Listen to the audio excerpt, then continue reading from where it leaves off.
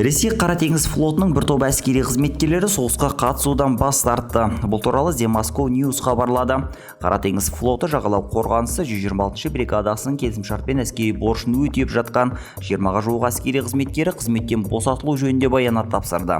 Олар баянатта келісімде көрсетілген шарттардың орындалмай отырғанын айтады. Порталдың хабарлауынша әскери қызметкерлер өздерін әскерден босату жөніндегі өтінішті желтоқсан айында жазып қойған.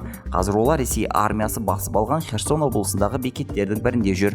Қазір Ресей жауынгерлерінің арасында соғысқа қатысудан бас тартып жатқандар көбейіп келеді. Олар дайындықтың болмауын, тиісті қару-жарақтың жоқтығын себеп етіп көрсетіп жатыр. Қазір Ресей жауынгерлерінің арасында соғысқа қатысудан бас тартып жатқандар көбейіп келеді. Олар дайындықтың болмауын, тиісті қару-жарақтың жоқтығын себеп етіп көрсетіп жатыр.